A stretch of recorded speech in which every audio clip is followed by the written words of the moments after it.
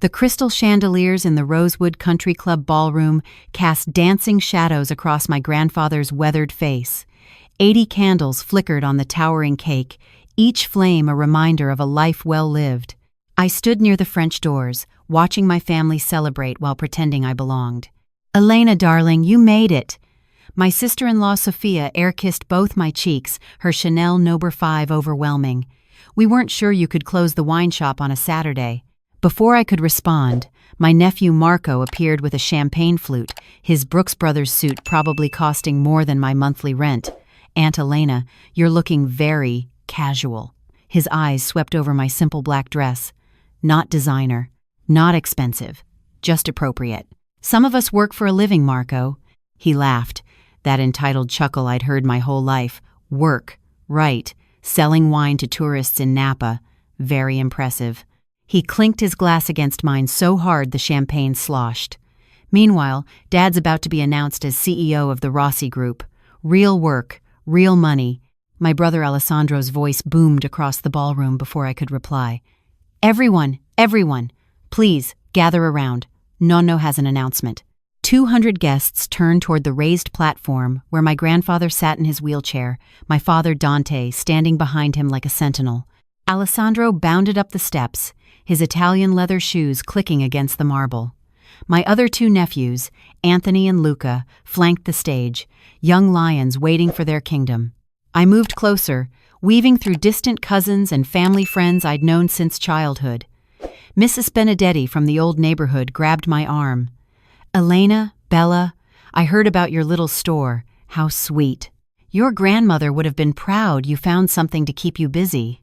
Something to keep me busy. As if my life was a hobby, a distraction, something to fill the hours between family gatherings where I was tolerated but never truly included. Nonno's hands trembled as he gripped the microphone. His voice, once commanding boardrooms across 3 continents, now wavered with age and the creeping dementia that had stolen pieces of him over the past 2 years. My family, my friends. 80 years I have walked this earth. 60 years I built Rossi Group from nothing. The room erupted in applause. Dante beamed with pride. Alessandro stood taller, straighter, ready for his coronation. "In Italy, we have a saying," Nonno continued. "Il sangue non è acqua." Blood is not water. Family is everything. And today, I pass the Rossi legacy to the next generation. My stomach churned. I knew what came next. I'd always known. Alessandro stepped forward, his hand already reaching for the microphone. "Nonno, you honor me. My grandson Alessandro will become the new CEO of Rossi Group, effective immediately." The ballroom exploded. Champagne corks popped. People rushed the stage. I watched as my father embraced Alessandro, as Sophia shrieked with joy, as Marco high-fived Anthony and Luca. The Rossi empire, 500 million in annual revenue, factories across Italy and California, boutiques in every major city would belong to them. I turned toward the French doors, ready to slip away, but Sophia's voice stopped me. "Oh, Elena, don't leave. This is a family celebration." Her smile was saccharine. "I know you must be so proud of Alessandro, your big brother, finally getting the recognition he deserves." Of course, I managed. Marco appeared again, drunk now, loosened tie and flushed cheeks. "Hey, Aunt Elena, maybe now that Dad's CEO, he can throw some business your way. You know, buy wine for the corporate events. Help you out." I appreciate the thought. I mean, it's gotta be tough, right? Running a tiny shop when your family runs an empire? He swayed slightly. But hey, not everyone can handle real business. Nothing wrong with staying small. Simple. Some people are just meant for lesser things. Anthony joined him, throwing an arm around his brother's shoulders. "Marco, be nice. Aunt Elena does important work. Someone has to sell Pinot Grigio to middle-aged women on bachelorette weekends." They laughed. Others around us laughed too. Good-natured ribbing, family teasing, except the blade still cut, even wrapped in velvet. Alessandro's voice rang out again, calling for attention. "I want to thank everyone for being here tonight, for Nonno, for this family, for this incredible legacy."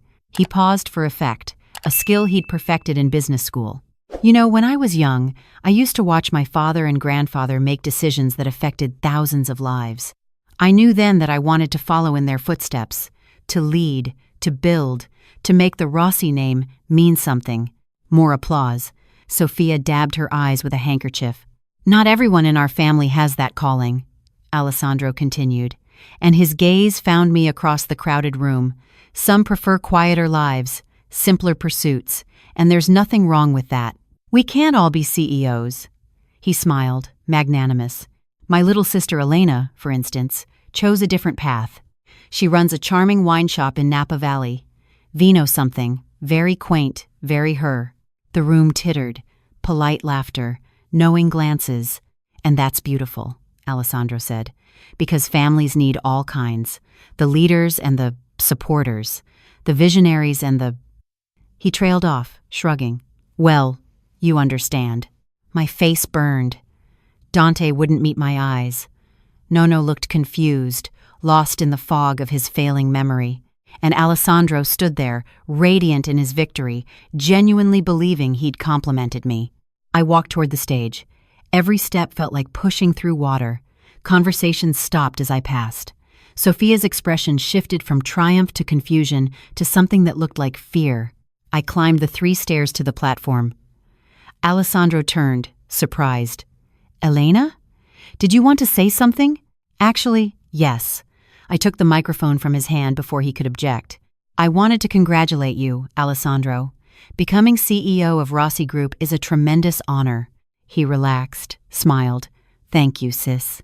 I also wanted to thank everyone here for celebrating our family tonight. Nono, you built something extraordinary. Daddy, you've protected that legacy fiercely. I paused, letting the silence stretch. And Alessandro, you've worked hard to position yourself as the heir apparent. Well, I don't know about that, he started, false modesty dripping. But I do have a small announcement of my own. I reached into my clutch and pulled out a folded document. You see, there's been a tiny administrative oversight that I think we should clear up before the celebration continues. Dante's eyes narrowed. Elena, what are you doing? I smiled at my father, the smile I'd perfected over 38 years of being dismissed, just sharing some information that might interest everyone. From the corner of my eye, I saw Giuseppe Romano rise from his seat near the back. My grandmother's lawyer, my secret weapon. He moved toward the stage with the measured pace of someone who'd been waiting for this exact moment. Giuseppe? Dante's voice cracked. What is this? The elderly lawyer climbed onto the platform, carrying a leather briefcase I'd seen 1,000 times in Nana's study. He'd been my grandmother's confidant for 40 years, the keeper of her secrets, the executor of her will. And for the past 5 years, my co-conspirator. Mr. Romano, I said, loud enough for everyone to hear. Would you please explain to my family the current shareholder structure of Rossi Group? The room went absolutely silent. Even the waitstaff stopped moving. Giuseppe opened his briefcase and withdrew a thick binder. Of course, Miss Rossi. According to the most recent filings with the California Secretary of State and the Italian Chamber of Commerce, the Rossi Group ownership is as follows. He adjusted his reading glasses. Dante Rossi, 48%. Alessandro Rossi, transferred from his father 2 weeks ago, 0%. Wait, what? Alessandro's face went pale. 0? That's impossible. Dad, you said you were transferring your shares to me when you stepped down. Dante's jaw worked silently. He knew. Of course he knew, Giuseppe continued, unperturbed. The controlling 52% stake is held by Vino Elegante Holdings LLC, a Delaware corporation. Marco laughed nervously. Okay, so what? Some investment firm. They'll rubber stamp whatever Dad wants. Who owns Vino Elegante Holdings? I asked sweetly. Giuseppe smiled, and for a moment, I saw the young lawyer who'd fallen in love with my grandmother's fierce spirit 40 years ago. The sole member and manager of Vino Elegante Holdings LLC is Elena Rossi, making her the majority shareholder and, per the company bylaws, the rightful CEO of Rossi Group. The room exploded, not with applause this time, with chaos. Alessandro lunged forward, grabbing the binder from Giuseppe's hands. This is insane! This is fraud! Dad, tell them this is fake! But Dante just stood there, his face gray, hands trembling. He'd known. He'd tried to bury it. And now it was rising from the grave like a specter. Sophia's shriek cut through the noise. "You conniving little bitch! You can't just— This isn't Dante, do something!" My father finally found his voice. "Elena, we need to discuss this privately. Not here. Not like this." "Why not here?" I asked. Alessandro made his announcement publicly. "Why shouldn't I make mine?" Marco pushed through the crowd, his earlier drunkenness replaced by rage. "Your wine shop? Vino Elegante? That's you? Did you really think I spent 10 years just selling bottles to tourists, Marco?" I met his eyes, watched realization dawn. Vino Elegante is the largest premium wine distributor in North America, $50 million in annual revenue. "And do you want to know our biggest client?" Anthony whispered. "No. Rossi Group. Every bottle of wine served at every Rossi boutique, every corporate event, every partnership celebration for the past 8 years. That's my wine, my company, my distribution network." I turned back to Alessandro. "When you cut that deal with Vino Elegante 3 years ago, did you even bother to check who signed the contract?" He hadn't. Of course he hadn't. It had been beneath his notice. Just wine. Just logistics. Women's work. 40% of Rossi Group's ancillary revenue comes from my company. I continued. "Without me, your profit margins collapse. Your investors panic. Your stock price— You're blackmailing us," Dante snarled. "This is extortion." Giuseppe cleared his throat. "Actually, Mr. Rossi, this is business. Your daughter built a successful company, used the profits to secure loans, and systematically acquired Rossi Group shares through intermediary purchases over 5 years. All perfectly legal. All properly documented." I pulled out another document, including these shares, purchased from Uncle Tony 2 years ago when he needed cash for his daughter's medical bills. And these, from Aunt Francesca when she was going through her divorce. And these— "You vulture," Sophia hissed. "You preyed on family when they were desperate." "I paid fair market value," I said calmly. "Above market, actually." Unlike when Alessandro bought out Cousin Michael's shares for 50 cents on the dollar when Michael's restaurant failed, Alessandro's mouth opened and closed like a fish. "But wait," Luca said, his voice shaking. "Even if you own 52%, Dad still owns 48. Together, Together? You can try to fight me in court," I interrupted, "which would trigger the poison pill provision in the company bylaws. Any hostile action against the majority shareholder results in automatic liquidation of all contested shares at pennies on the dollar. Your dad would lose everything." Dante looked like he might have a stroke. "Your grandmother? She did this?" "Nonna knew what you were," I said softly. "She watched you dismiss me my entire life. Watched you groom Alessandro to be just like you. Arrogant, entitled, convinced that having a penis made you qualified to lead." Elena Nonno's voice, weak and confused, cut through the tension. I went to him, kneeling beside his wheelchair. "It's okay, Nonno. Everything's okay." His trembling hand touched my face. "Gabriella? Is that you?" My grandmother's name. Tears stung my eyes. "No, Nonno, it's Elena. But Nonna is with us. She's been with us this whole time." Giuseppe handed me the final document. "Your grandmother's will, written 5 years before her death, explicitly states that controlling shares of Rossi Group must pass to Elena Rossi upon her 35th birthday or upon Elena's acquisition of sufficient shares to constitute majority ownership, whichever comes first. I turned 35 2 years ago," I said, "but I waited. I wanted to prove I could do this myself, that I deserved it not because Nonna loved me, but because I earned it." Nonno's eyes cleared, just for a moment. The fog lifted, and I saw him truly see me. Gabriella told me. "Before she died, she said you would save us from ourselves." Alessandro stumbled backward, collapsing into a chair. Sophia stood frozen, her perfect makeup running with tears of rage and disbelief. Marco, Anthony, and Luca huddled together like lost children, their entire worldview shattering. And Dante, my father, who'd never believed in me, never supported my dreams, never thought I was worthy of the Rossi name, he looked at me with something I'd never seen before. Fear. So here's what happens next, I said, addressing the room but keeping my eyes on my family. Alessandro, your COO, reporting directly to me. Your salary is cut by 40%, matching actual market rates for your experience level. You accept, or you take a severance package and leave. His jaw clenched. You can't. I can. And I will.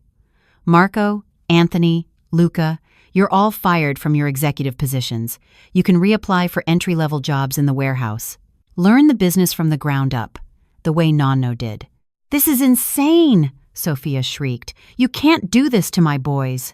I can do whatever I want. I'm the CEO. I turned to my father. Dante, you're removed from the board.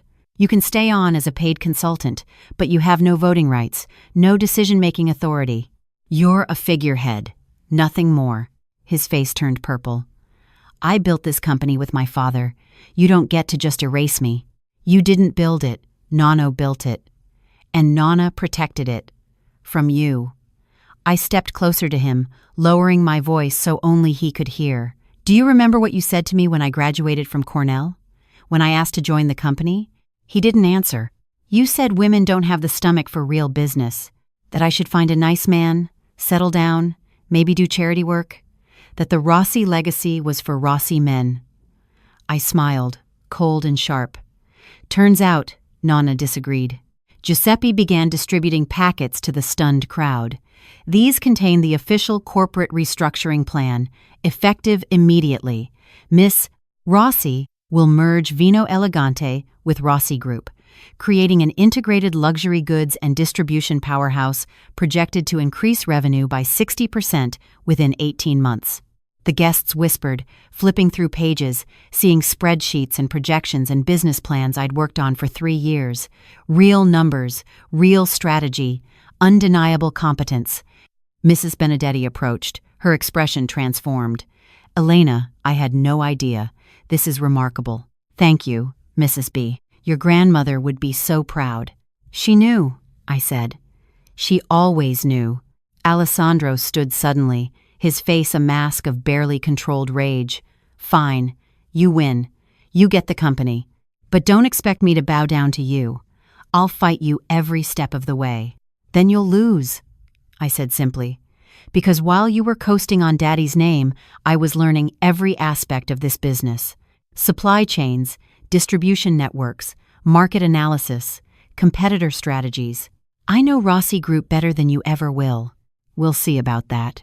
Yes, we will. I turn to address everyone. The party's over. I'll send formal announcements on Monday. Giuseppe will handle all legal questions. And for those who invested based on Alessandro's leadership, don't panic. Your investment just got significantly more valuable. As people began filing out, some approached to congratulate me, others to glare, most too shocked to process what had happened. Sophia gathered her sons and swept out without a word. Dante left with them, his shoulders hunched in defeat. Only Alessandro remained on the platform with me. We stood in silence for a long moment, the empty ballroom echoing with ghost conversations. I underestimated you, he said finally. You didn't estimate me at all. That was the problem. What now? I considered him. My big brother, who'd stolen my toys when we were children, who'd mocked my dreams as we grew, who'd never once asked about my life because he assumed it couldn't possibly matter. Now you decide. Do you want to be part of this company's future or its past? You'd really hire me? After everything? You're good at operations, Alessandro. When you're not drunk on power, you're actually competent. I need competent people. His laugh was bitter. Reduced to taking orders from my little sister. Reduced to being a valued executive at a $500 million company, I corrected. Your choice how you frame it. He studied me, really looked at me, maybe for the first time in our lives. You're serious. About the merger, the growth projections, all of it. Dead serious. Then I'll stay. But don't expect me to like it. I don't need you to like it. I need you to do your job. I offered my hand. Deal? He stared at my hand for a long moment before shaking it. His grip was firm, respectful even. Deal. As he left, Giuseppe appeared at my elbow. Your grandmother would have loved this. Tell me again, I said. Tell me what she said when she set this all up. The old lawyer smiled, his eyes distant with memory. She said, "Giuseppe, my boys are fools. Dante thinks his name makes him a king. Alessandro will follow the same path. But Elena has fire. She has my fire. And someday, she'll burn down everything they built on arrogance and rebuild it on merit." Tears stream down my face now. I miss her so much. She's here. In you. In every decision you made to get to this moment. He handed me a small envelope. "She left this for you. Asked me to give it to you when the time came." With shaking hands, I opened it. Nonna's handwriting, elegant and strong even as cancer had ravaged her body. "Mia cara Elena, if you're reading this, then you've done it. You've taken back what's rightfully yours. Not because you're my granddaughter, but because you earned it. I'm sorry I couldn't tell you while I lived. Dante would have fought harder, and you needed time to grow strong. Time to build your own empire before claiming ours. Remember, leadership isn't about being the loudest voice in the room. It's about being the most prepared, the most strategic, the most willing to do what others won't. You are a Rossi woman. We are made of steel wrapped in silk. They will underestimate you until the moment you destroy them. Make me proud, my darling girl. Not by being ruthless, but by being just. All my love, Nonna." I folded the letter carefully, pressing it to my heart. Around me, the Rosewood Country Club staff began cleaning up, removing chairs, collecting champagne flutes. The party was over. My old life was over. And my new life, terrifying and exhilarating in equal measure, was just beginning. Nonno wheeled himself toward me, his nurse hovering nearby. He looked at me with clear eyes, the fog momentarily lifted. "You look so much like her, like my Gabriella. Do I make you proud, Nonno?" He took my hand in both of his, gnarled fingers squeezing tight. She chose right. She always did. 6 months later, I stood in the Rossi Group headquarters in San Francisco, looking out over the city from my corner office. The merger had exceeded projections. Revenue was up 63%. Our stock price had doubled. Business magazines were calling it the turnaround of the decade. Alessandro knocked on my open door. "The Milan team is online too. They want to finalize the expansion proposal." "Thanks. How's the warehouse assignment going?" His expression soured. "Marco called me yesterday. Said his back hurts from lifting boxes." "Good. He's learning what real work feels like. You're enjoying this." "A little," I admitted. "Is that wrong?" He leaned against the doorframe, considering. "Probably not. We were terrible to you." "Yes, you were. For what it's worth, I'm sorry." I looked at him, searching for sarcasm or manipulation, found only genuine regret. "Thank you. I told my wife last night, Sophia. You know that you were right. About everything. About me coasting. About taking things for granted." He paused. "She said she always liked you better anyway." I laughed, surprised. "Sophia said that?" "She's pragmatic. Now that you're winning, she's decided you're brilliant." "That sounds like Sophia." "Elena?" His voice turned serious. "What you said at the party, about me being competent when I'm not drunk on power. Did you mean it?" "I don't say things I don't mean." "Then teach me. Teach me to do this right. To be the kind of leader Nonno was, not the kind Dad tried to be." I studied my brother, seeing past the arrogance to the uncertainty beneath. He'd spent his whole life preparing to rule without ever learning to lead. And now, humbled and scared, he was finally ready to learn. "Okay," I said, "but it won't be easy. Nothing worthwhile ever is." As he left to take the call from Milan, I turned back to the window. Somewhere in Napa Valley, my wine shop, my first empire, was thriving under new management. Somewhere in heaven, Nonna was smiling. And somewhere in this building, my nephews were learning that the Rossi name wasn't a crown to wear, but a legacy to earn. I touched the letter in my desk drawer, the one I read every morning before starting work. "Make me proud, my darling girl. Not by being ruthless, but by being just." "I'm trying, Nonna," I whispered. "I'm trying." And in the reflection of the window glass, I swear I saw her smile back.